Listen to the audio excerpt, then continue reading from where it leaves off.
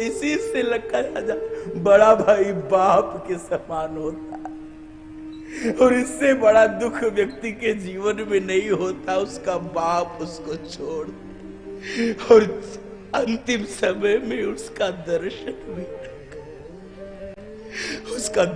भी न हो सके। भरत जी अधीर हो रहे, बोलो मेरे पिताजी कैसे चलेंगे? इतने दुखी हो गए, कह रहे ये बताओ भरत उनको याद था कि नहीं? अरे बोलो हमारे लिए कुछ बोल कर गए कि नहीं? हमारे लिए कुछ बोल कर गए कि नहीं? और बंधु माता जब इतने अधीर हो गए और सूखे से मुंह से कैकेयी मां ने ये बताया कि तेरे पिता मुझसे वरदान मांगने को कहे और मैंने वरदान में तेरे लिए राज्य और राम के लिए वनवास, राम के वन के जाते समय उनके वियोग को तेरे पिताजी बर्दाश्त नहीं। बंधु माताओं, घटना ऐसी आती है, ये सुनते ही कि राम वन में चले गए, भरत जी अपने पिता का शोक और दुख भूल गए। अब एकदम धरती पर हारा हा वेदी हा जान के चीखने लगे, ये नहीं हो सकता, ये नहीं हो सकता, तू दूर हो जा, तू मेरी मां नहीं हो सकती, नहीं तू मेरी मां नहीं हो सकती, तेरी जीवा कटके क्यों नहीं अलग हो गई? ओ कैकेयी, हे विधाता, इसको तूने बाज क्यों नहीं पैदा किया? क्यों इसकी कोख से मुझको पैदा किया? हे विधाता, तूने क्या कर दिया? अरे पापिन अपनी माँ को लगता होगा सुनते समय कि बताओ कोई बेटा ये शब्द वो, एक ही सिद्धांत बार बार बोलूंगा बंधुओं माताओं, जाके प्रिय न राम वैदेही तजियताहि कोटि बैरी सम, यद्यपि परम स्नेही। कोई भी हो जो सीताराम जी से प्रेम नहीं करता वो बैरी के समान ही होना चाहिए, वो प्रिय नहीं हो सकता, कितना भी सगा क्यों ना हो। जो मेरे प्रभु का नहीं है वो किसी का नहीं है, जो राम का नहीं है वो किसी काम का नहीं है। इसलिए भगवान के इस वियोग को भरत जी स्वीकार नहीं कर पा रहे, इतने कठोर शब्द बोले, वो बोलने में जीवा थक जाती है।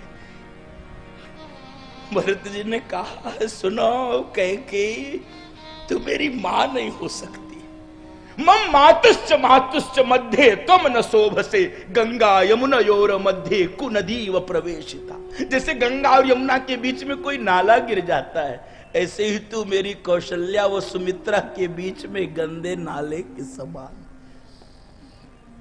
और बंधुओं माताओं, भरत जी ने आज के बाद कैकेयी मां को कभी मां नहीं कहा, कभी नहीं कहा। यही दुख कैकेयी मां को मरते समय तक रहा, कभी मां नहीं कहा, कभी नहीं कहा। और राज्याभिषेक के बाद की घटना है, राज्याभिषेक भगवान का हो गया। एक दिन कैकेयी मां को अवसर मिला, भगवान के पास चली गई एकांत में, और कैकेयी मां जब भी गई है दोबारा तो हाथ जोड़ लेती, भगवान हाथ पकड़ लेते थे, मां ये तू क्या कर रही? नहीं राम, तेरे सामने तो हम मुंह भी नहीं दिखा सकते, एक प्रार्थना में। मां प्रार्थना नहीं, आदेश करो। भगवान का ये स्वभाव है, वो किसी को ग्लानि में नहीं डालते। राम एक प्रार्थना, बोलो बोलो मां बोलो। एक बार भरत से कह दो वो हमको मां बोल दे, वो हमको मां बोल दे। प्रभु ने कहा वो आपको मां नहीं बोलता। कई माँ कहने लगी, कान तरस के 14 वर्ष बीत गए, ननिहाल से लौटा था, उसी दिन बोला था, आज तक उसने माँ मुझको नहीं बोला। भगवान ने कई माँ को सांत्वना दिया, माँ आप रोइए मत, चिंता, किसी माँ के लिए इससे बड़ा दुख नहीं हो सकता उसका बेटा उसको माँ न बोले। ये इससे बड़ा दुख क्या होगा संसार। लेकिन कल्पना करिए कैसा राम से प्रेमी है भरत। बंधु बताओ किस सीमा तक जाके मेरे प्रभु से लोग प्रेम करते। कई मां को जाते हुए देख लिया भवन से भरत जी ने।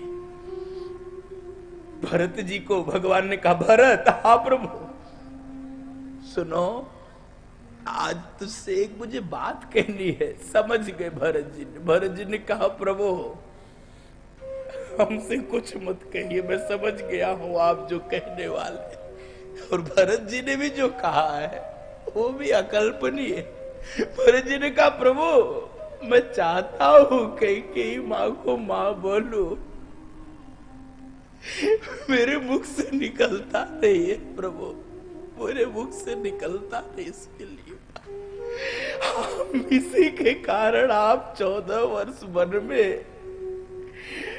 में भटकते रहे। मेरी सब माताएं विधवा हो गई, अयोध्या अनाथ हो, हम सारे भाई अनाथ हो गए, पिता चला गया, हम नहीं बोल सकते प्रभु।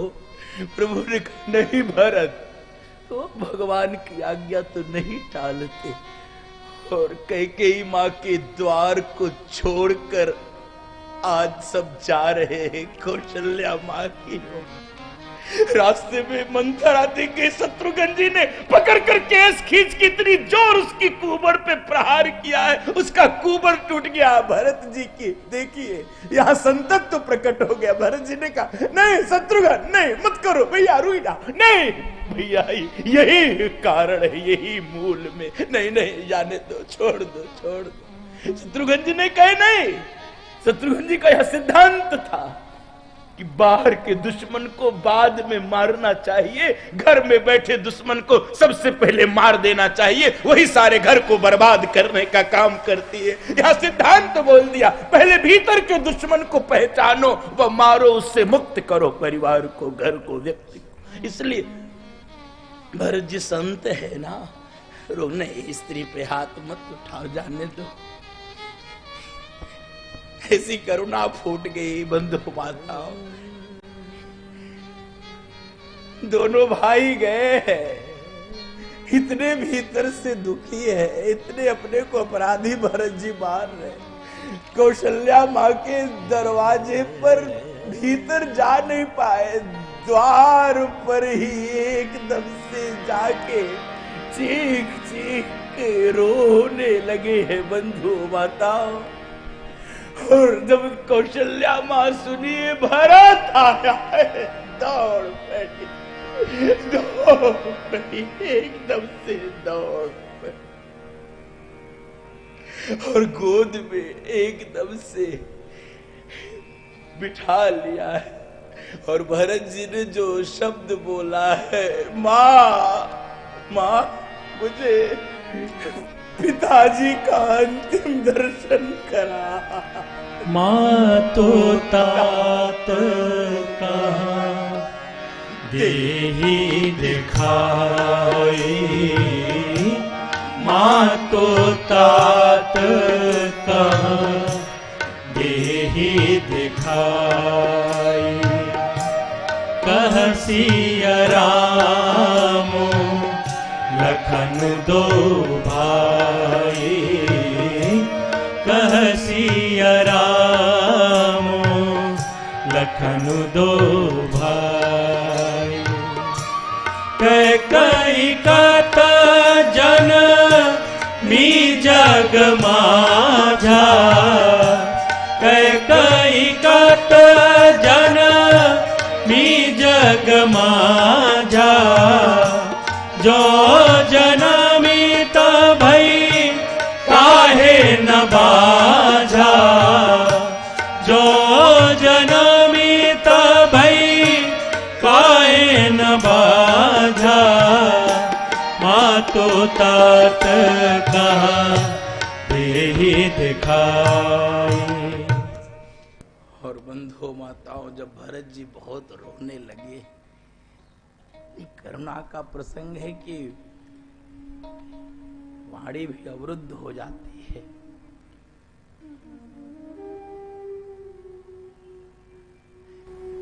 चीख चीख के कहने लगे, मुझे अपने पिता का दर्शन करा दो,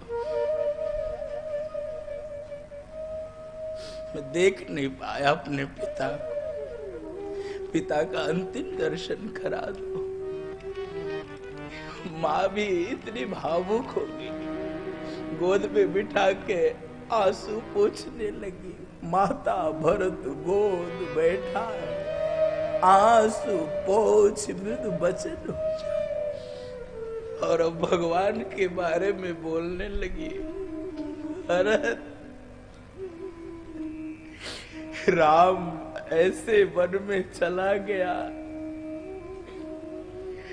मानो उसके लिए बहुत सामान्य बात हो, और जीना और मरना तो तुम्हारे पिताजी ने सीखा। राम के वियोग में प्राण छोड़ दिए ये हम अभागिन। राम चला गया, उसके पीछे पीछे लक्ष्मण भी चला गया। भरत, वो सुकुमार जानकी भी मेरी चली गई। किस दिन के लिए प्राण शरीर में बचे पता नहीं है विधाता। भरत, अब तुम आ गए हो, ऐसी बात माँ ने कह दिया। भरत जी को लगता है कि धरती फट जाए और मैं उसी में समा जाऊं। कहने लगी, भरत, अब तुम आ गए हो, देखो तुम्हारा भाई पिता की आज्ञा पालन कर रहा है, अब दूसरी आज्ञा तुम भी पालन करो, राज्य संभालो। तुम्हारी प्रतीक्षा हम कर रहे थे, अब ये शरीर यहाँ रहने योग्य नहीं, अब जीने का कोई अर्थ नहीं है। भरत, महाराज चले गए, राम सरीखा बेटा चला गया वन में, क्यों जी रहे, क्यों? इसी कल्पना से बंधु माता, इसी कल्पना से इतने वर्षों तक राम जन्मभूमि का आंदोलन हुआ है कि राम के विरह में, राम के वियोग में कैसे हम रह सकते हैं, हम कैसे रह सकते हैं। और मां ने ये कह दिया, भरत सुनो, अब हम तेरे पिता की चिता में बैठकर सती हो जाएंगे। राम भी नहीं आया, अब जीने का कोई लाभ नहीं, अब हम सती हो जाए। और भरत, तुम अयोध्या संभाल, तुम अयोध्या संभाल। भरत जी चरणों को पकड़कर रोने लगे। बहुत सारी बातें भरत जी ने कही। माँ, इसमें मेरा एक भी मत नहीं है, मेरी कई माँ के मत में मेरा स्वप्न में भी कोई सहमति नहीं है, नहीं तो मुझे वो दंड मिले जो वाम पंथ पर चलने से मिलता होगा, दक्षिण पंथ के छोड़ने से जो कष्ट, जो दुख मिलता होगा वह मैं वो। माँ ने कहा, नहीं भरत, तुमसे ज्यादा प्रेम राम से तो मैं भी नहीं करती, मुझे इसका भरोसा है। तू संसार को छोड़ सकता है, लेकिन मेरे राम मैं जानती हूँ। तो भरत जी ने कहा, माँ यदि ये जानती हो और इतना कठोर निर्णय ले ली हो, और यदि आप निर्णय नहीं बदल सकती है, यदि आपने सती होने का निर्णय कर लिया है माँ, तो मेरी भी प्रार्थना सुन लो। पिता चले गए, भाई चला गया, जानकी माँ चली गई, लक्ष्मण जी, और तुम भी जाने के लिए कह रहे हो, तो इन दोनों अभागों को किसके भरोसे छोड़कर जा रही हो? माँ, यदि तूने सती होने का निश्चय कर लिया है तो सुनो, पिताजी की चिता में जब तुम बैठना तो अपनी गोद में एक और भरत को बैठा लो, एक और शत्रुघ्न को। अब हमको जीने का कोई लाभ नहीं, अब हम दोनों भाइयों को भी ले चलो। माँ एकदम कांप गई। माँ कांप। भरत जी कह रहे हम राम के बिना नहीं जी सकते, एक भी क्षण नहीं जी सकते। आज्ञा अपना ये अब संकल्प बदलो माँ। हम एक भी क्षण भगवान के बिना नहीं रह सकते। हम सब तुमको ले चलेंगे, प्रभु के चरणों में रोएंगे, गिड़गिड़ाएंगे। हम उनके बिना नहीं रह सकते। जननी मैं ना जी हो बिनुरा, ना जी हो बिनुरा, मैं ना जी हो, ना जी हो, ना जी हो बिनुरा। जननी मैं ना जी हो बिनुरा, ना जी हो बिनुरा, मैं ना जी हो, ना जी हो, ना जी हो बिनुरा। जननी राम लखन सिया पन को सिधारे, राम लखन सिया पन को सिधारे। पिता गए सुरधार, पिता गए सुरधार। हे राम,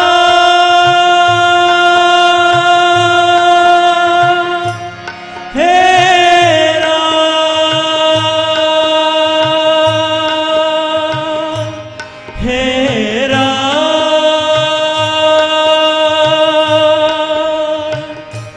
हे राम। जननी मैं ना जी हो बिनुरा, ना जी हो बिनुरा, मैं ना जी हो, ना जी हो, ना जी हो बिनुरा। जननी और बंधुओं माताओं,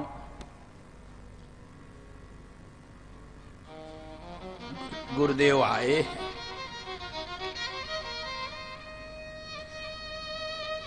महाराज के पार्थिव शरीर को स्नान करवाया गया है। सरयू के तट पर पूरी अयोध्या पहुंच गई। ऐसी सुंदर चिता गुरुदेव ने सजवाई है, मानो चिता ने वैकुंठ की सीढ़ी लग रही हो। अनेक सुगंधित द्रव्यों के साथ महाराज के शरीर को चिता पर रखा।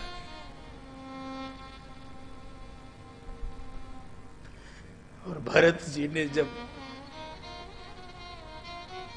उस चिता पर मुखाग्नि दी, पूरी अयोध्या चीख चीख के रोने, पूरी अयोध्या फूट फूट के रोने लगी। और महाराज का पंच तत्व शरीर पंच तत्व में ही विलीन हो गया।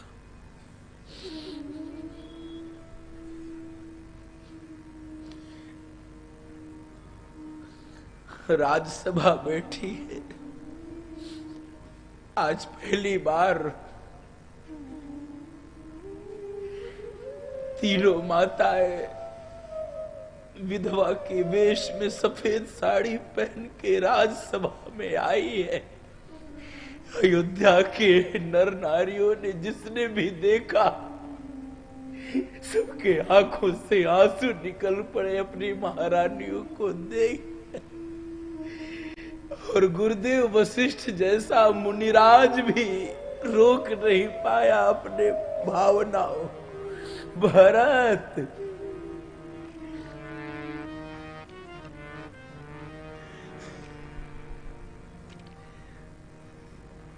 सुनहु भरत भावी प्रबल, बिलख कहु मुनीना।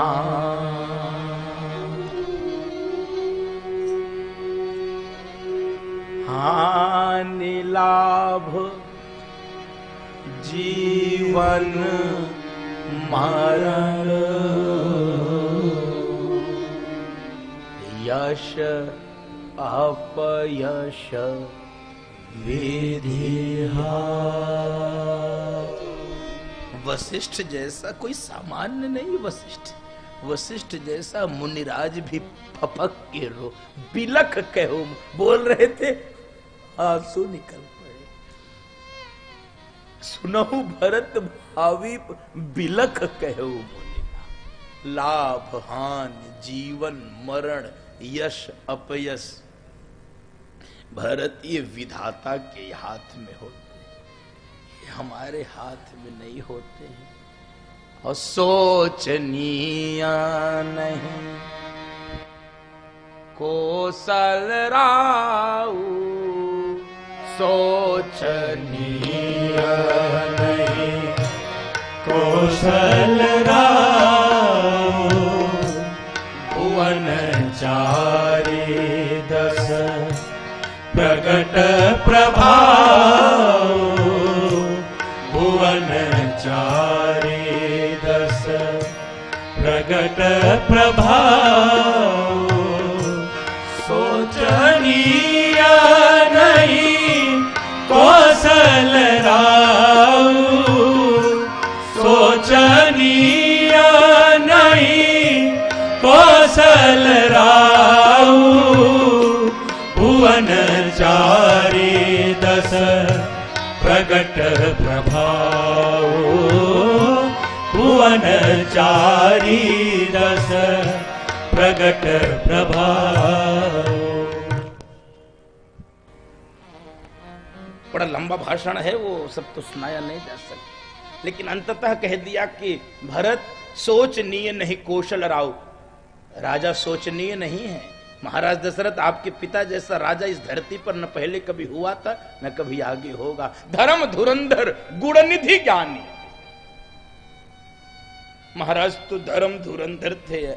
राम व भरत सरीखे पुत्र उनके आंगन में खेले।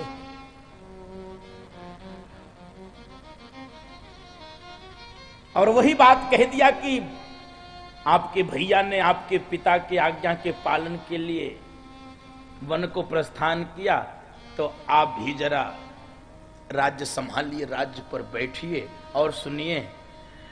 आपको कोई पाप नहीं लगेगा, कोई अन्याय नहीं होगा, आपसे कोई अपराध नहीं होगा, आपका कोई अपयश नहीं होगा, आपको कोई अपकीर्ति नहीं मिलेगी। मैं शास्त्र सम्मत बोल रहा हूं, न्याय संगत बोल रहा हूं, व्यवहार संगत बोल रहा हूं। आप राज्य संभालिए और भैया जब लौटेंगे 14 वर्ष के बाद राज्य सौंप दीजिएगा। सभी माताओं ने भी सहमति दे दी, कौशल्या मां ने भी अनुमोदन कर दिया। सबकी बात को सुना है पहले भरत जी ने धैर्य से, और जब सबका सुन लिया तो देत उचित उत्तर सबही। फिर सबको उत्तर देना शुरू किया। उत्तर बहुत बड़ा है, केवल एक पंक्ति में भरत जी का उत्तर सुनिए और भरत जी की महिमा का दर्शन करिए। भरत जी को शीश झुका के प्रणाम करिए। बंधु माता, भरत जी ने कहा कि कैसी बात कर रहे हैं गुरु जी, आप सनातन परंपरा को कलंकित करना चाहते हैं, मुझसे करवाना चाहते हैं। पहले तो यह बताइए कि पिताजी की पहली इच्छा क्या थी और दूसरी इच्छा क्या थी। तो सबने कहा पिताजी की पहली इच्छा थी सुत ही राज राम ही बनवासु। पहली इच्छा थी भरत को राज्य, दूसरी इच्छा थी राम को वनवास। भरत जी की भावना इतनी प्रबल हो गई, भरत जी ने पूरी सभा को ललकारते हुए बोला, पहले आप लोग इतने ही यदि धार्मिक थे तो पहले पहली इच्छा पूरी करवाना चाहिए था। पहले मुझको बुलवाकर मेरा राज्याभिषेक करवाना चाहिए था, तब मैं देख लेता कौन होता है मेरे भैया को वन में भेजने वाला। पहले आप पहली इच्छा पूरी करवाए होते। आपने पहली इच्छा नहीं पूरी करवाए। आज धर्म का उपदेश हमको दिया जा रहा, आप मुझे धर्म का उपदेश कर रहे हैं। और भरत जी बोलते बोलते ये बोल गए कि गुरुजी आपकी भी वाणी में मोह आ गया है, आप भी मोहग्रस्त हो गए हैं। सनातन परंपरा को मुझसे कलंकित मत करवाइए गुरुजी। आप कह रहे हैं 14 वर्ष के बाद राम लौट कर आएगा तो उसको गद्दी दे देना। अरे सनातन परंपरा कलंकित हो जाएगी। भगवान को जूठा नहीं खुआया जाता है, भगवान का जूठा स्वयं भक्त प्रसाद पाता है। मैं झूठी का राजगद्दी अपने प्रभु को नहीं दे सकता, सनातन परंपरा झूठी हो जाएगी, कलंकित हो जाएगी। भरत जी ने कहा मैं इस गद्दी पर नहीं बैठ सकता, पहले तो चलूंगा भैया को मनाने, पहले तो चलूंगा भैया को मनाने। और भरत जी पूरी अयोध्या को लेकर चले हैं भगवान को मनाने के लिए कि एक बार हो सकता है प्रभु मान जाएं। बहुत हृदय विह्वल है, समय भी मेरे पास थोड़ा कम है, इसलिए मैं यात्रा थोड़ी गति से बढ़ा रहा हूं। सब प्रकार के साधन तैयार किए गए हैं, रथ भी हैं, हाथी भी हैं, पैदल भी हैं। जो जिस मार्ग का पथिकता, जो जिस पथ का पथिकता, उस प्रकार के साधन स्वीकार कर रहा। ज्ञान मार्गी, कर्म मार्गी, भक्ति मार्गी, सब अलग अलग मार्ग से चले हैं। भरत जी रथ पर बैठने को तैयार नहीं, पैदल चलते चले जा रहे हैं। माताओं ने कहा भरत बैठ जाओ, मैं पूरी अयोध्या पैदल चलेगी, सब थक गए हैं, सब रो रो कर हार चुके। भरत माताओं के कहने से भरत जी बैठे हैं, नहीं तो भरत जी बैठने को तैयार नहीं हो रहे थे। लेकिन वहां से भरत जी ने रथ पर बैठना स्वीकार नहीं किया जहां से भगवान पैदल गए हैं। सब कहते कहते थक गए, लेकिन भरत जी ने बैठना स्वीकार नहीं किया। और बंधुओं माताओं, भरत जी का वह जो भगवान से मिलन हुआ है, वो ऐसा मिलन है, उसकी क्या ही मैं गाथा गाऊं। सबका चित्रकूट में आगमन हो गया है। भरत जी अपने को बहुत पापी मानते हैं, अपना मुख ढक के चलते हैं। निषाद राज आदि सबसे मिलते हुए जब चित्रकूट पहुंचे हैं, चित्रकूट पे विश्राम हो गया। भगवान जहां कुटिया बना के रह रहे थे, भरत जी सोचे कैसे जाऊं भैया से मिलूं, सामने से तो हिम्मत नहीं है। भगवान खड़े हैं, सीधे देख नहीं पा रहे हैं। और भरत जी ने आके दंडवत किया है, दूर से प्रणाम। लक्ष्मण जी ने देख लिया, लक्ष्मण जी ने कहा भैया भरत जी आपको प्रणाम कर रहे। भरत सुनते ही भगवान ऐसे दौड़े हैं बंधु माता। उठे राम सुनी प्रेम अधीरा, उठे राम सुनी प्रेम अधीरा। कहूँ पटकाऊँ निशंग धनु तीरा, कहूँ पटकाऊँ निशंग धनु तीरा। परम प्रेम पूरन दो भाई, परम प्रेम पूरन दो भाई। मन बुद्धि चित अहमिति बिसराई, मन बुद्धि चित अहमिति बिसराई। भगवान ने सुना भरत, वाणी कांप गई। भरत ऐसे दौड़े हैं, कहीं पर पट गिर रहा है, कहीं धनुष गिर रहा है, कहीं तीर गिर रहा है। और जब दोनों भाई एक दूसरे को हृदय से लगाए, परम प्रेम पूरन दो भाई। प्रेम के मिलने की रीति समझ लीजिए, जब दो प्रेमी मिलते हैं तो क्या परिणाम होता है। मन बुद्धि चित्त अहमिति बिसराई, फिर न मन रह जाता है, न बुद्धि रह जाती है, न चित्त रह जाता है, न अहंकार रह जाता है। ये सब समाप्त हो जाता है, वाणी मौन हो जाती है, केवल आंख से प्रेम के आंसू गिरते हैं। दोनों भाइयों के प्रेम के आंसुओं ने एक दूसरे का अभिसिंचन कर दिया है। ऐसे भरत व राम के मिलन का यह प्रसंग है बंधुओं माताओं, जिसको पूरी दुनिया आज तक मनाते आ रही। भरत मिलाप, राम व भरत का मिलाप। बड़ी लंबी चर्चा हुई है,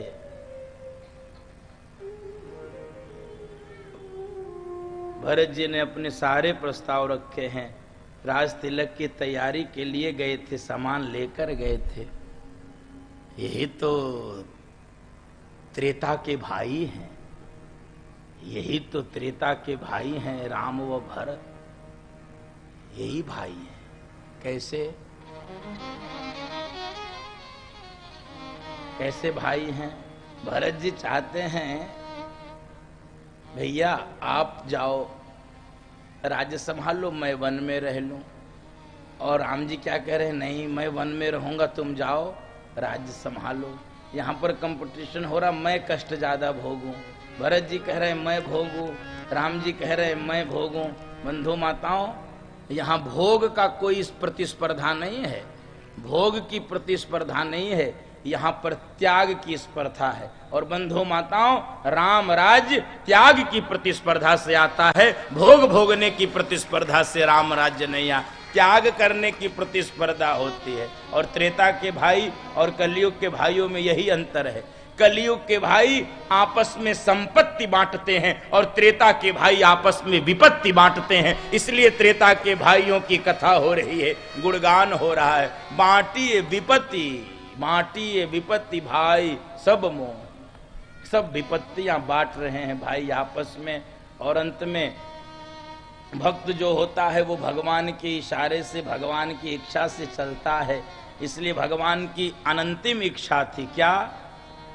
प्रभु करी कृपा पावरी दीनी, सादर भरत शीस धरि।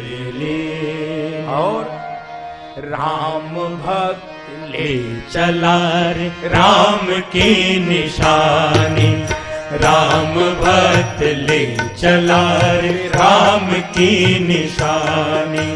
शीश पे खड़ाओ है अखियों में पानी, शीश पे खड़ाओ है अखियों में पानी।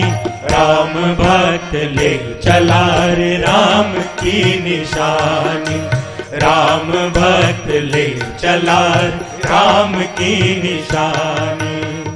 शीश खड़ाऊ ले चल ऐसे, शीश खड़ाऊ ले चल ऐसे। राम सिया जी संग हो जैसे, राम सिया जी संग हो जैसे। अब इनकी छाव में रहेगी राजधानी, अब इनकी छाव में रहेगी राजधानी। राम भक्त ले चला रे राम की निशानी, राम भक्त ले चला रे राम की निशानी। शीश पे खड़ाओ है अखियों में पानी, शीश पे खड़ाओ है अखियों में पानी। राम भक्त ले चला रे राम की निशानी, राम भक्त ले चला रे राम की निशानी। तन मन वचन मगी अनुरागा, तन मन वचन मगी अनुरागा। धीर धुरंधर धीरज त्यागा, धीर धुरंधर धीरज त्यागा। भावना में बह चले धीर वीर ज्ञानी, भावना में बह चले धीर वीर ज्ञानी। राम भक्त ले चला रे राम की निशानी, राम भक्त ले चला रे राम की निशानी। शीश पे खड़ाओ है अखियों में पानी, शीश पे खड़ाओ है अखियों में पानी। राम भक्त ले चला रे राम की निशानी, राम भक्त ले चला रे राम की निशानी, राम भक्त ले चला रे राम की निशानी, राम भक्त ले चला रे राम की निशानी, राम भक्त ले चला रे राम की निशानी। राम भक्त ले चला रे राम की निशानी। और बंधुओं माताओं, यही तो राम राज्य है। कल भी मैंने उल्लेख किया था, सारे दुनिया में राजाओं ने कैसे कैसे सत्ताएं हड़प की हैं, कैसे कैसे राजगद्दी हड़प की है, बाप को मार के, भाई को मार के। यही भरत चरित्र है, यही राम राज्य है, यही राम कथा है कि एक भाई को राजगद्दी मिलने वाली थी, वन के राज्य को स्वीकार कर लिया, और एक भाई को सहज उसके पिता की इच्छा से राजगद्दी मिली, लेकिन भरत जैसे भाई ने राजगद्दी को नीचे फेंककर अपने भाई के खड़ाऊ को अपने सिर पर धारण कर लिया और राम राज्य की स्थापना किया है। बंधुओं माता, भरत जी ने राज्य संभाला, और अब थोड़ा थोड़ा प्रसंग, एक एक प्रसंग सुनिए, अन्य भगवान की लीलाओं का, अन्य कांडों के। भगवान जंगल में एक दिन मां जानकी का श्रृंगार कर रहे थे। आप जरा कल्पना करिए, एक बार चुनी कुसुम सुहाए, निज कर भूषण राम बनाए। एक बार चुनी कुसुम सुहाए, निज कर भूषण राम बनाए। फिर सीता ही पहिरा हे प्रभु सादर, सीता ही पहिरा हे प्रभु सादर। बैठे फटी कर शिला पर सुंदर, बैठे फटी कर शिला पर सुंदर। सुरपति सोत धरि पायस बेसा, सुरपति सोत धरि पायस बेसा। सठ चाहत रघुपति बल देखा, सठ चाहत रघुपति बल देखा। भगवान जंगल में बैठ के फूलों का श्रृंगार कर रहे हैं जानकी जी के लिए। ये भी इंद्र का बेटा देख नहीं पा रहा है। हाँ, सत्ताधीशों के बेटों का दिमाग बहुत खराब होता है। सत्ताधीश का दिमाग कम भी खराब रहे, बेटों का दिमाग खराब हो जाता है। इंद्र का बेटा है जयंत, आप सोचिए फूलों के भी श्रृंगार को नहीं देख पा रहा है। इसने स्वर्ग में चर्चा सुनी थी कि चित्रकूट में आजकल ब्रह्म रह रहा है, ब्रह्म लीला कर रहा है, जैसे ब्रह्मा जी की बुद्धि फिर गई थी एक बार। तो इंद्र का बेटे को लगा कि ये ब्रह्म है, ये कामी पुरुषों की तरह अपनी पत्नी का श्रृंगार कर रहा है। इसको ये स्वीकार नहीं हुआ और इसको लगा परीक्षा लेनी चाहिए, परीक्षा की बुद्धि कैसे विनाश का कारण बनती है। दर्शन करिए ब्रह्म की परीक्षा, कैसे कैसे देश में लोगों ने विचार प्रकट किए, जरा देखिए। इन कथाओं से सीख भी नहीं ली, क्योंकि इन कथाओं को सुने नहीं, इन कथाओं को कभी सुने नहीं, इन कथाओं को कभी सुने नहीं। आया कौवे का वेश बनकर। यहां पर रामचरितमानस में चौपाई देखिएगा अरण्य कांड की, नाम तक नहीं लिया गोस्वामी जी ने। क्या बोला है? सुरपति सुत धरि बायस बेसा। किसी ने कहा कि आप इतने बड़े बाप के बेटे को कौवा कह रहे हो, डर नहीं लगता? गोस्वामी जी ने कहा थोड़ा भी डर नहीं लगता। ये चाहे कितने भी बड़े बाप का बेटा हो, इसका कर्म बहुत जुगुप्सित है, बहुत अधम है, इसका कर्म बहुत नीच कर्म है।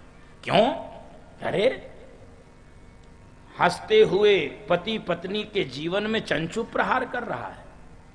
इसने जानकी जी के पांव में क्या किया? चंचू प्रहार, चोंच मार दिया। जानकी जी के पांव में चोंच मारा और जानकी जी के पांव से रुधिर के कण, रक्त के कण निकल आए।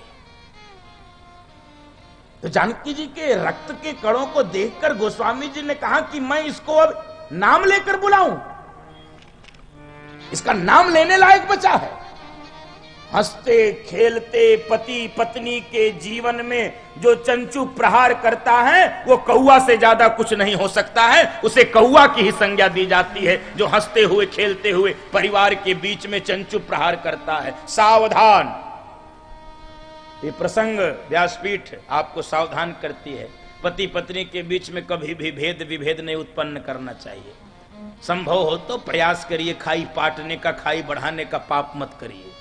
और ये जो बहू बेटे होते हैं और ये बेटी दामाद होते हैं, प्रयास करिए अंतिम समय तक, अंतिम सीमा तक दोनों में प्रेम बना रहे। खटर पटर होना स्वाभाविक है, ये संसार है, होता है। सब अपने अनुकूल नहीं होता है, अनुकूल बनाना पड़ता है। सब कुछ अपने मन से नहीं होता है, दूसरे के मन को मिलाकर चलना होता है। ये गृहस्थ जीवन है, ये संसारिक जीवन है बंधु माताओं। केवल गृहस्थ ही नहीं, संसार में भी ऐसे करना पड़ता है। ऐसा थोड़ी है कि बाबाओं को नहीं करना पड़ता, गुरु जी लोगों को अपने चेले से बना के चलना पड़ता। हाँ, नहीं चेला छोड़ देगा फिर अकेले घूमते रह जाएंगे। हाँ, झोली उठाने वाला कोई नहीं मिलता, पानी देने वाला नहीं मिलता, उनसे भी बना के चलना पड़ता है। बना के चलना ही ये कला है जीवन जीने की बंधु माताओं। बना के नहीं चलना ये विकृति है, ये विकार है। बनाकर चलना पड़ता, समन्वय सामंजस्य, इसको सीखा जाए मानस से। इसलिए एकदम से ये नहीं कर दे। बहुत सारे घरों मैंने सुन, एकदम छोड़ दो, देखा जाएगा जो होगा। बहू बेटों के बीच में कोई खटर पटर हो जाए तो एकदम से माता अपने बेटे से कहते छोड़ो, देखा जाएगा। या बेटी दामाद के बीच में हो जाए, कभी कभी फोन करके लोग भड़का देते हैं बेटियों को, अरे छोड़ो देख लेंगे, बहुत तेरे पड़े हैं। पाप है ये पाप है। अंतिम सांस तक प्रयत्न करिए कि बेटे और बहू, बेटी और दामाद, उनके बीच प्रेम बना रहे, उनके बीच एकत्व स्थापित रहे। ये काम है माता पिता का बंधु माता, ये काम है आप सब। ये भड़काया मत करिए। एकदम से आग जलती रहती, आप लोग घी और डाल देते हैं। और एक और निवेदन करूं व्यासपीठ से, बेटे और बहू के बीच में कुछ खटर पटर हो, बेटे और बहू के बीच में खटर पटर हो, बहू को मत समझाइए, बेटे को समझाइए। आप पर उसका अधिकार है, आपने उसको पैदा किया, जन्म दिया है। बेटे को समझाइए। बहू आई है दूसरे घर से, आप उसी को ज्ञान पिलाने लगते हैं, बेटे को क्यों नहीं समझाते? बेटे से डरते हो, बहू के नाक में दम कर देते हो, हैं? ये अपराध है। और बेटी दामाद में कुछ हो जाए, दामाद जी को फोन करके गाली मत दीजिए, और आग भड़क जाएगी। जो कुछ नुकसान होने की कम संभावना, नुकसान ज्यादा हो जाएगा। मैं निवेदन कर रहा हूं, बेटी दामाद में कुछ खटर पटर हो तो बेटी से फोन में बात करो। हो सके तो जब दामाद जी चले जाएं ऑफिस तब फोन करो, नहीं तो आजकल स्पीकर से सब सुनाई पड़ता है। हाँ, थोड़ा समझ रखा करिए। बहुत लोग समझ नहीं रख पाते हैं, सोचते हम अकेले बतिया रहे हैं। अरे दीवाल को भी कान होता है, लोग कहते हैं कि नहीं? हाँ, आजकल फोन वोन बहुत रिकॉर्ड होता है, संभल के हाँ लेने देने पड़ जाए। तो ये कौआ है, कौआ हंसते हुए खेलते हुए दाम्पत्य जीवन में चंचुप प्रहार कर रहा है, कौआ है कौआ। तो जैसे ही रक्त के कण को भगवान ने देखा, जानकी जी के एकदम सीक धनुष सहायक संधाना, सीक का ही धनुष बना लिया, सीक का ही बाण बना दिया, जयंत के पीछे छोड़ दिया। जयंत आगे आगे, बाण पीछे पीछे, बचाओ बचाओ बचाओ। काहू न कहा न बैठन ओही, कोई उठने बैठने को नहीं। आज इतने बड़े बाप के बेटे को भी कोई बैठा नहीं रहा, कोई चाय पानी नहीं पिला रहा है, भागता चला जा रहा है, बचाओ बचाओ बचाओ। तभी अचानक से नारद देखा विकल जयंता, नारद देखा विकल जयंता, लागी दया को मल चित संता, लागी दया को मल चित संता। तभी नारद जी की दृष्टि पड़ गई किस पे? जयंत पे। फिर किसी ने, गोस्वामी जी ने कहा, वाह भाई, पहले कहुआ कह दिए, अब नाम क्यों लिए? अभी तो तुम कहे सुतधरी सुतधर बायस बेसा, और यहां पर क्यों कह रहे हो कि जयंता? नाम क्यों लिए? कहे कि नहीं, सुनो, नाम इसलिए मैंने ले लिया, पहले नहीं लिया था क्योंकि इसने पाप कर्म किया था। इसलिए मैंने इसका नाम नहीं लिया, कौआ मैंने कह दिया। तो अब क्यों ले लिए? क्योंकि इसके ऊपर एक संत की दृष्टि पड़ गई है, और संत की दृष्टि पड़ने से जीव के सारे पाप ताप मिट जाते हैं। संत दरस जिमि पातक टारही, वो स्वामी जी कह रहे, संतों के दरस मात्र से जीव के पाप व ताप मिट जाते हैं। इसलिए नाम ले लिया जयंत। तो जयंत ने आके भगवान से क्षमा मांगे है, और एक नयन करी तजा भवानी, भगवान ने इसको दृष्टि दे दी। और बंधु माताओं, भगवान आगे चले हैं, अत्रि अनुसुईया जी के आश्रम में पहुंचे हैं।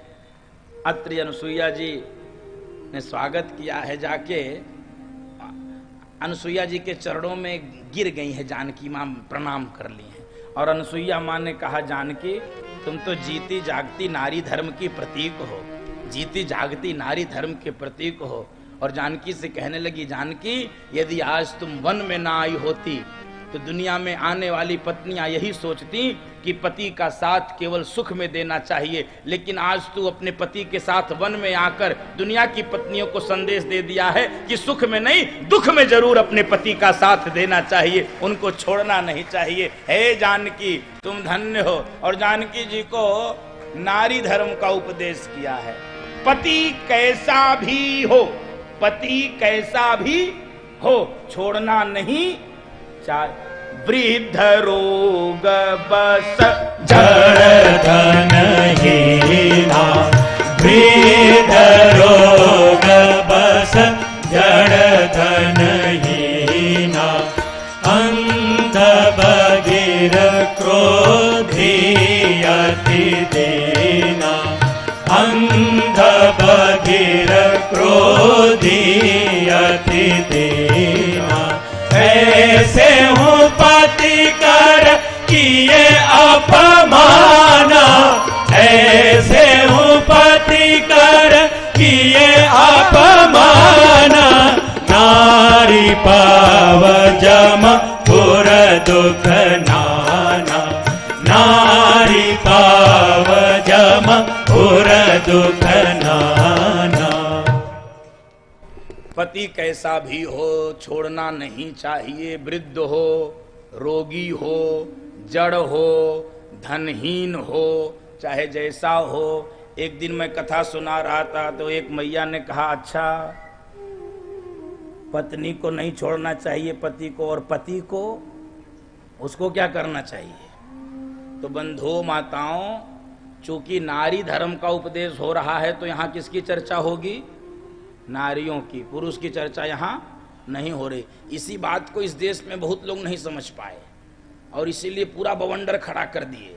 नारियों को भड़काने के लिए इस देश के वामपंथियों ने इतना षड्यंत्र रचा है बंधु माताओं, सनातन के विरुद्ध भड़का दिया जाए, ये बहुत बड़ा षड्यंत्र हुआ है। हाँ, बहुत बड़ा षड्यंत्र हुआ है। एक मैया कह रही थी कि वो उस चौपाई को भी जरा समझा दीजिएगा। कौन कह रहा था? मैं तो भूल गया है। हाँ, कौन सी चौपाई? वो सबको याद है। हाँ, अरे ढोल गंवार शूद्र पशु नारी, सकल ताड़ना के अधिकारी। ढोल गंवार शूद्र पशु नारी, सकल ताड़ना के अधिकारी। तो भैया कह रही थी कि ये पुरुषों को जो है ना, जब मौका मिलता तब यही बोल देते हैं। आप ही कह रहे थे? अच्छा, कौन? अच्छा, हाँ हाँ, हमको आपके घर कह रही थी। हाँ हाँ, ठीक। तो ढोल गंवार शूद्र पशु नारी, सकल ताड़ना के अधिकारी जब कहते तब पति लोग कहते हैं, इसीलिए लिखा गोस्वामी जी ने, तुम लोग इसी लायक। अब ये लोग किस लायक हैं, इधर मुंह करके बोल रहा हूं। अब सुनो। हाँ, इधर नहीं देखूंगा, झंझट हो जाए। एक पति ने अपने पत्नी से कहा कि सुनो, ढोल गंवार शूद्र पशु नारी, सकल ताड़ना के अधिकारी, इस चौपाई का अर्थ समझती हो? कहे हाँ। कहे क्या समझती हो? तो पत्नी ने कहा, एक जगह हम हैं, बाकी 4 जगह तुमको कह रहे हैं गोस्वामी जी। और व्याख्या करूं? इसमें एक जगह नारी है, बाकी 4 जगह ढोल, गंवार, शूद्र और पशु, ये कौन है? मैं नहीं जानता। देखो भाई, ये तो विनोद का विषय था, हास का विषय था। इन चौपाइयों का बड़ा मर्म है, लोग समझते बूझते कुछ नहीं है। इसी तरह आगे भी एक चौपाई अभी आई है इसी कांड में, सापत ताड़त पुरुष कहंता, विप्र पूज्य सगाव वही संता, पूजी है विप्र, पूजे ही विप्र। बोलो कोई गलत चौपाई बोलते हो, इसीलिए संकट होता है। मानस खोलिए, पढ़िए, पूजी ही विप्र सकल, कहां लिखा सकल? पूजी है विप्रशील गुणहीना, शूद्र न गुण गण ज्ञान प्रवीणा। प्रसंग के अनुरूप चौपाई लिखी जाती है। इस देश के निरक्षर नेता इस बात को नहीं जान सकते। मेरी वाणी कठोर निकले क्षमा करना, क्योंकि मेरे सामने साक्षर नेता बैठे हैं, मुझे चिंता नहीं है। ये समझदार लोग बैठे हैं। हाँ, बैठे तो सब नेता हैं लेकिन समझदार लोग हैं। हाँ, ये क्या जाने, ये भड़काना जानते हैं, भड़काना जानते हैं। हाँ, इनको कोई अकल थोड़ी है। ये जिधर जाते उधर ही की बात करने लगते हैं। हाँ, इनका कोई ऐसे बोलते हैं, बताइए, गजब की हाल है। अरे शूद्र और विप्र यहां पर सब गुणवाची संज्ञा है। मेरी बात से किसी को अन्यथा लगे तो लगे, मुझे इसकी भी चिंता नहीं है। मैं कोई भी बात व्यासपीठ से ऐसी नहीं बोलना चाहता हूं और शास्त्र का कोई ऐसा प्रमाण नहीं देना चाहता हूं जिससे हिंदू समाज में कोई विखंडन हो, कोई बंटवारा हो। एक शब्द भी मैं नहीं बोलना चाहता हूं व्यासपीठ से, बंधो माता, एक शब्द भी नहीं बोलना। ये सब गुणवाची संज्ञा है। विप्र हो, शूद्र हो, ये सब गुणवाची संज्ञा है। और वेद के मंत्र का यदि उपदेश करते हैं तो वेद के मंत्र को भी सुन लीजिए। ब्राह्मणों मुखमासीद बाहु राजन्य कृत उरुतदस्यद वैश्य पदभ्याम गुम शूद्रो अजायत। ये भगवान के विराट स्वरूप की संज्ञा है। अपने शरीर में कोई अंग महत्वपूर्ण और कोई अंग कम महत्वपूर्ण होता है क्या? ऐसा होता है क्या? नहीं होता है। ये बेकार की बात है। सिर ऊपर है, पैर नीचे है, और शीर्षासन करिए तब, शीर्षासन करिए तब क्या होगा? पांव ऊपर हो जाएगा और सिर नीचे। और मां के गर्भ में बच्चा कैसे रहता है? सही रहता है। ये बेकार की बात है, समाज को तोड़ने की बात है। इस पे कतई विचार मत करिएगा। हिंदवः सोदराः सर्वे न हिंदू पतितो भवेत, मम दीक्षा हिंदू रक्षा, मम मंत्र समानता। सब हिंदू एक माता पिता के पुत्र हैं। भारत हमारी माता है, ये भूमि हमारी माता है। हम सब एक ही मां के उदर से प्रकट हुए हैं। दुनिया का कोई शास्त्र सुनावे, कह दो तुम अपना शास्त्र अपने सामने अपने पास रखो, अपना ज्ञान अपने पास रखो, समाज को बांटो मत। तब तुम्हारा समाज कहां गया था? जब गजनी और गजनवी मंदिर तोड़ रहे थे, तब तुम्हारा शास्त्र कहां गया था? कार सेवकों पर गोलियां चल रही थी, तब तुम शास्त्र कहां रखे थे? बेकार की उपदेश करते हो, समाज को तोड़ने की बातें करते हो। ये स्वीकार नहीं है, मेरी व्यासपीठ नहीं स्वीकार करती है। मेरी व्यासपीठ केवल एक संगठित हिंदू स्वरूप का दर्शन करना चाहती है। जो हिंदू पूरी दुनिया का मार्गदर्शन करता है, उस हिंदुओं में कोई विखंडन, कोई विभेद मैं स्वीकार नहीं करता हूं बंधु माताओं। इसलिए आप भी स्वीकार मत करिए। 9 दिनों के कथा की यही मेरी दक्षिणा है, यही मेरी दक्षिणा है बंधु माताओं। एक संगठित, सशक्त, समरस हिंदू समाज बने, निर्मित हो। और अभी तो केवल अयोध्या लिया है, काशी प्रारंभ हो गया है, मथुरा भी लेंगे और 1 लाख मंदिरों को वापस लेंगे बंधु माताओं। 1 लाख मंदिरों को वापस लेंगे। कैसे? आप बस जगे रहो, आप बस एक रहो। कोई कितना भी बांटना चाहे, वोट लेते समय सब बांट देंगे आपको, सावधान कर रहा हूं। बट ये नहीं, कोई दृष्टि में भेद नहीं रखिए। छोटे छोटे जाति में, छोटी छोटी भाषा में, छोटे छोटे विवादों में पढ़कर आप अपने को नष्ट मत करिए।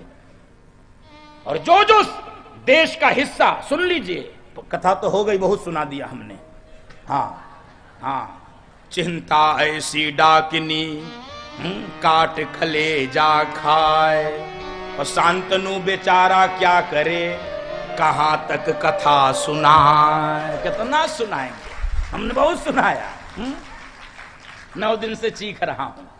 हाँ, अब मैं निवेदन ये कर रहा हूं कि जिस जिस देश के हिस्से से हिंदू घटा है, सुनिए, जिस जिस देश के हिस्से से हिंदू घटा है, वही हिस्सा देश से बटा है, इसलिए हिंदू घटना नहीं चाहिए, ये भी हम सबकी जिम्मेदारी है। हिंदू बढ़ते रहना चाहिए बंधु माता। अभी किसी नेता ने कहा है कि अच्छा अब क्या बार बार बोल रहा हूं, नेताजी लोग बैठे हैं, आप अपने को, अभी दक्षिण भारत में किसी ने कह दिया कि दक्षिण भारत को अलग देश बना दिया जाए। मुझको मिल जाए, पहले पटक के मारें इसको, हाँ बाद में जो होगा देखा जाएगा, बहुत होगा, मुकदमा होगा, झेल लिया जाएगा, हो हाँ देख लिया जाएगा। ये कोई तुमको बात नहीं मिलती, अब प्रदेश अलग कर दो। कितने दिन बाद श्यामा प्रसाद मुखर्जी का बलिदान सार्थक हुआ, 370 धारा कश्मीर से हटी है बंधुओं माताओं, और अब फिर ये नया राग, ये देश में कैसे ये मूढ़ किस्म के लोग आ गए हैं। अब इनको दक्षिण भारत अलग करना, किसी को कुछ अलग करना, किसी को कुछ अलग करना। तुम ही जाके डूब जाओ समुद्र में, हाँ तुम्हारी मूर्ति हम लगवा देंगे। ऐसे राक्षस न रहे धरती पे तो ठीक है। ये राक्षसों से मुक्त करने के लिए राम कथा है। राक्षस ये कैसी बातें करते हैं, इतने सारे विषय हैं, उन पे चर्चा करिए, लेकिन यही सारे विषय मिले हैं। तो ये जो बांटने वाली बातें हैं, इस पे विराम लगना चाहिए। तो अब उसी प्रसंग पर फिर आ रहा हूं, पति कैसा भी हो पत्नी को छोड़ना नहीं चाहिए। और बंधु माताओं, यही ठीक बात पति पे भी लागू होती है। पत्नी भी कैसी हो उसको आदर मिलना चाहिए, उसको सम्मान मिलना चाहिए, उसके ऊपर भी आपका प्रेम बरसना चाहिए, तब ये गृहस्थ जीवन रूपी साइकिल बढ़िया स्मूथ चलती है, एकदम से सर सड़क पर दौड़ती है। इसे बोलो भक्त वत्सल भगवान की जय। और यहां से उपदेश हुआ है, शूर्पणखा का आगमन पंचवटी में, भगवान ने लक्ष्मण जी के पास भेज दिया।